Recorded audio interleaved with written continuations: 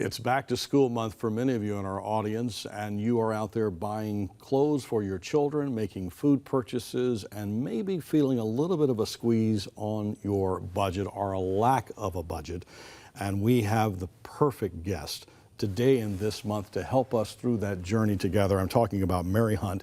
She has written this amazing book called Live Your Life at Half the Price. You see it there on the screen. Mary, welcome back to 100 Huntley Street. Thank you, John. Great to be here. There's a lot of ground to cover. Oh, yes. So I'm going to kind of do this in segments here. Let's first talk about food, groceries, eating out. You write in your book, and you go in great detail, how food itself can just overwhelm your spending habits. For most families, it is the second highest spending category in every month. Yes, next that's to your the house. housing, your rent, or your mortgage. It's crazy because it's money that's gone. I mean, and I can teach anybody how to cut that at least in half. All right, let's go for it. Half the price. What do you need to do? Well, we could be here all day if we go through the whole thing. I'm going to give you 2 tips. Great. Okay? Okay. Grocery shopping.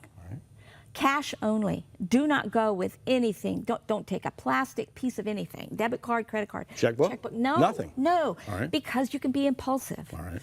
You go to the ATM wherever you need to go to get just the cash you have to spend this week. You'll be a different kind of shopper. The second thing is eat the sales. Only buy food that's on sale. Only buy what's on sale. Let me tell you why. Please. The grocery industry in all of North America works on the same principle. It's called a 12-week cycle. Everything in that supermarket, grocery store is going to go on sale sometime during the 12 weeks. Now, take peanut butter. It might not be the exact brand you're used to. We'll get over that. Peanut butter will be on sale. It's okay? peanut butter. At least half off. Yeah. Because they want these sales to pull you in. Now, if you can beat them at their own game, you buy only what's on sale. The first couple of weeks, you're going to have to work into it. But I promise you, if you start doing this, even if you have to go to a couple of stores to get what you absolutely need with cash, it's going to revolutionize everything. Those 2 tips will get you on your way. Outstanding. Now let me move on to a little bit more detail. You talk about the difference, or you align needs shopping, N-E-E-D-S, needs shopping with reserve shopping. Right. And you like reserve shopping. Absolutely. Can you tell us the difference between need shopping and reserve Easily. shopping? This is fascinating. If you have a list of things you need, you are going to go in and buy probably 90% of them. You'll pay full price. Oh, Okay. I need mayonnaise. Oh, I need cereal. Oh, I need. That is a very expensive way to shop. It's the way I used to shop. Reserve shopping is you buy what's on sale, and you buy enough to last until the next time it goes on sale. Now you've got that in reserve. And I teach you in the book how to do this. It's going to take you about 6 weeks. That's all. And you're going to start having your own little supermarket at home. That's what you say. You have a grocery store at home. That's right. When you go shopping at home to get what you need at that moment. That's right. Let me shift now to clothing. You have some interesting thoughts here on clothing. You talk about a wardrobe plan. Since it's the beginning of a school year, let's talk about you also have in detail about a kid's wardrobe plan. What can you help moms and dads here with? Let me tell you what's behind this. Okay. It's statistically true.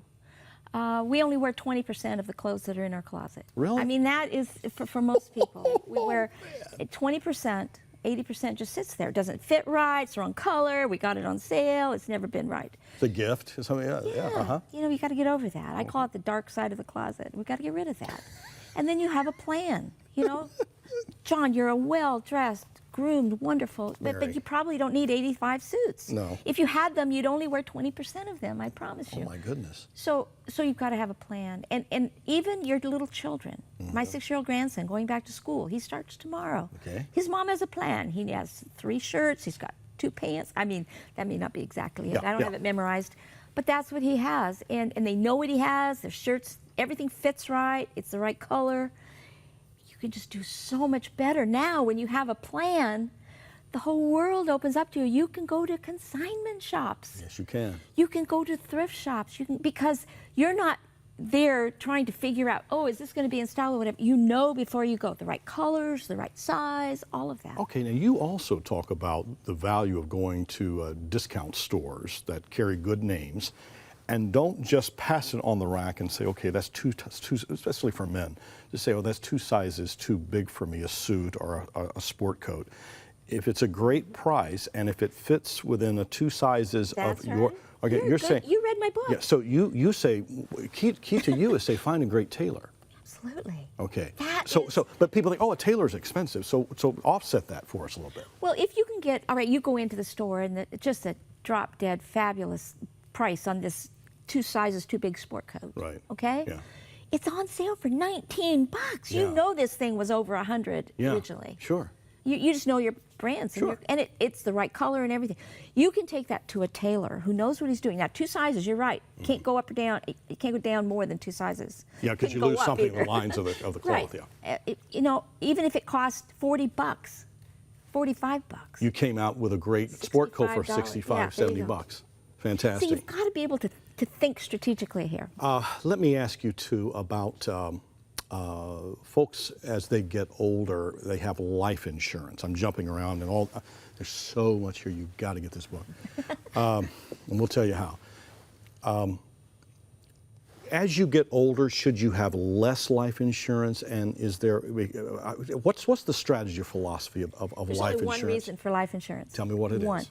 to replace your income should you pass away and your income goes away for those who would be destitute without it. Okay. Okay? All right. It's not to pay off the house. It's not to do an investment program for the kids' college. In my opinion, that are foolish reasons for life insurance. So as you get older, think about it. You no longer have dependent children. It's true. They're off on their own. Right. If your income goes away, it's not going to affect them in that way. But if you have a spouse who is depending on your income, and she needs this in order to continue living should your income go away, it's replacing income. That is what, and as you get older, absolutely, your exposure is less. Right. If you cease to be working anymore and no one's depending on your income because it's gone away completely, you probably don't need life insurance anymore. Someone like you wrote a book probably 30 years ago, and it helped me. I didn't know this. I was just married and was getting car insurance, and I was watching what these monthly premiums would be. And then I saw a financial expert, that's someone that shares your values and your view, and they simply said, if you will raise your deductible to $1,000, it will dramatically drop your monthly or quarterly Absolutely. premium. Absolutely. And then you just simply either have a cash $1,000 waiting over there in a reserve, and whenever that accident happens and you need that deductible, you take care of it. Is that still a strategy that should be employed? That's Absolutely. still the truth out there. I would just caution people, do not increase your deductible until you have, The emergency. because say you raise it to $1,000, you have an accident in your car, and the whole bill is $999, you're going to have to pay the whole thing, so you've got to be prepared. But I teach you how to do that here. We do it a little bit at a time until you've got that in reserve. Mary, what about this world of emergency funds? We hear a lot about that. Let's say that my wife and I receive $15,000 in the U.S. Let's say we got a $14,000 gift from my parents. That would not be a taxable gift. What should we do with that $14,000? Should we pay off the mortgage, a portion of the mortgage? Should I put 14 toward the mortgage? Should we have an emergency fund? Should we put it in an investment? What should you do when that kind of opportunity comes your way? Well, you've got to look at the whole plan. Okay. For me, and the way I teach is that an emergency fund, we call it a contingency fund, Yeah. trumps everything. How many months do you want to have for an emergency Well, fund? these days, at least 6 months. 6 months of your You need to salary. have enough money in the bank, in your emergency fund, that you could live without any income for 6 months and still keep all of your bills paid and so on and so forth. That's minimum. Because think of unemployment. Think about things that can happen. Yeah. That trumps everything. If you don't have that 6 months, you shouldn't be preparing your mortgage. You shouldn't be paying down your credit card debt faster than required. Really, an emergency fund, and let me tell you why. Okay. Without it, you will never get out of the hole. You'll keep running back to the credit cards Or for the line of everything. credit. Yeah, from back to school clothes to getting the refrigerator fixed to a medical emergency, anything like that. You've got to have that first. That is the foundation. I love this book, and you will love this book.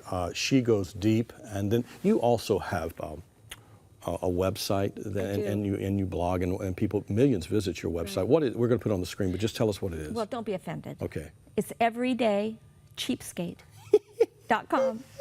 Listen, I love calling myself a cheapskate because I was the opposite of that for so many years. I got into terrible, terrible trouble. Yeah. I was a spendthrift. I didn't know anything. I just believed every marketing thing that was out there. Yeah. And changing my life, embracing frugality, and knowing that's a good term. Yeah. My husband nicknamed me his little cheapskate. And it brought a smile to my face. So And now that's you have a it. whole lot more money Every because you day. live your life at half the Everyday price. cheapskate. Live Your Life at for half the price by Mary Hunt. She is a Wall Street Journal best-selling author, frequent guest of 100 Huntley Street. This is our offer to you. We hope that you'll call us. We'll tell you how to get it. Mary, thanks so Thank you, much. John. Thank It's you great so to see much. you. Thank you. Bye-bye. To say that Mary Hunt got into a little trouble with credit card debt is like saying the Titanic sprung a little leak. It took her more than a decade to fix her debt problem, but she did it. She paid back every nickel of a horrible six-figure unsecured debt load and survived to write about it. I went through all of this so that you won't have to. Okay? I've done all the work. I've researched it. I've come up with a plan. Best-selling author and founder of Debt-Proof Living, Mary Hunt takes us one step further down the road to financial freedom with her book, Live Your Life for Half the Price Without Sacrificing the Life You Love. Writing this book changed my life. Call, click, or write to request your copy with your best ministry gift and receive tips, resources, and techniques for half-price living. 1-800-265-3100 or visit 100huntley.com. This book is our thanks to you for your ministry support.